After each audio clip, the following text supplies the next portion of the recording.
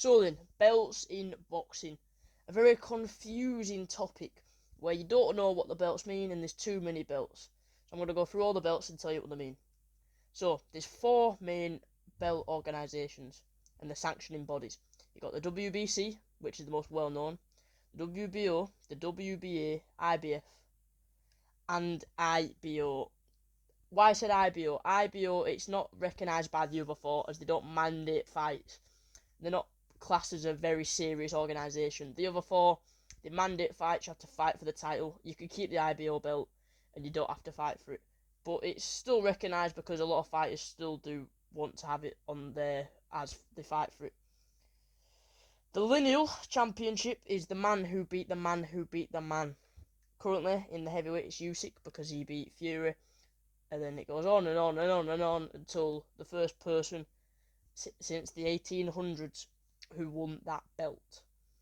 Then you've got the Ring magazine. The Ring magazine, it's a magazine that it decides a champion per weight class and they give a belt to who they think is. You don't have to fight for it.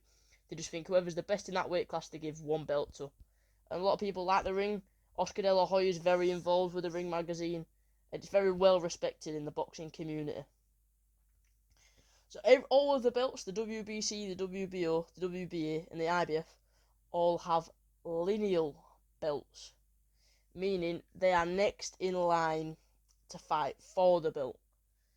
So a good example of this is Daniel Dubois. He held the IBF lineal world title.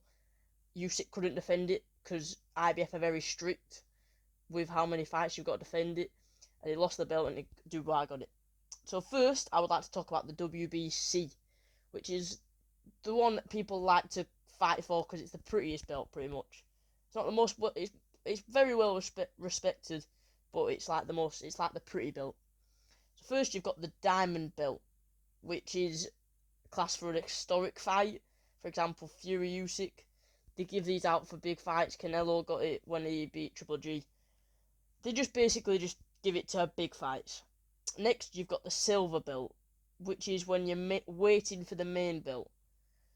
It's very confusing, but the reason all these organisations have so many belts is because they get paid a sanctioning fee for every belt. I think they get about 5% of the purse of the fighter, whoever wins it, to get the belt. So that's why they just add belts to every single fight, because if every single fight they're fighting for a belt, that means they're just collecting money from every single fight. Next fight, you've got a continental belt, meaning you're the best in the continent, and then once you win the continental belt, fight for an intercontinental belt, and then you should be in line for the WBC belt.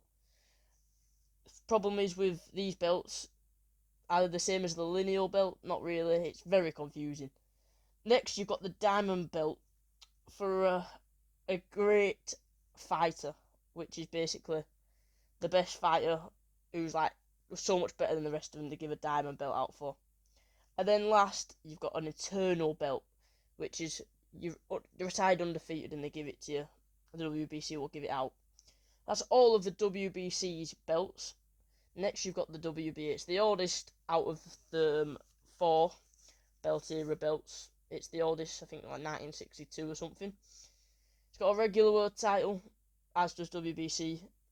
It's also got a super world title, which is where if you hold any of the other belts, you get a WBA super world title, which means you are a unified world champion because you have loads of belts at the same time.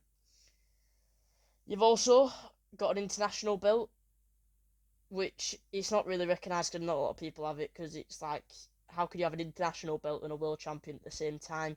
They'll just give it to someone and then say, right, fight for this, then you can fight for interim, and then you can fight for the world title. They also have continental belts, same as the WBC, where there's like an Asia one, an African one, where every continent has the best, but they're not really. It's very confusing. Next, you've got the WBO. They've also got a regular world title. They've also got a super world title, which is where I've also just explained it, where you've got another title as well. They've also got an interim, intercontinental, and continental. Finally, you have the IBF, which is the strictest belt out of all the belts. It's the strictest organisation. You have to have 2 fights a year minimum. And if you don't, you lose your belt. Great example, Usyk and Dubois. Usyk lost his belt, and Dubois got it because Usyk could not retain it.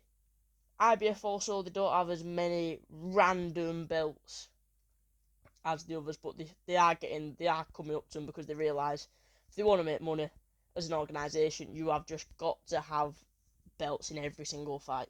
But they've got an interim belt, and I think they have an intercontinental belt.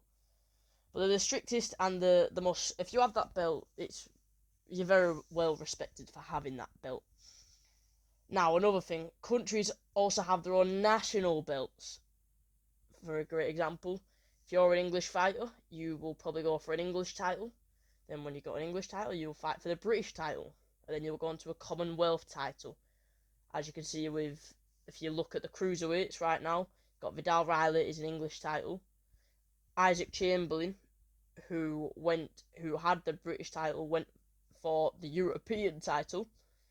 And the European title is basically the best in the continent. And then that kind of conflicts with the WBC's continental for the Europe. It's very confusing, but it's called the EBU. That's the most well-respected European belt. So if you're an English fighter, you go for English to British to Commonwealth to a European title. And that's how, and a lot of countries have their own national belts, but that's the most well-known, and they're very historic in the countries, and I don't think that'll ever leave England, because it'll always be there. It's run by the British Boxing Board of Control. It's very structured, and it's probably the best belts like we've got, because they never change.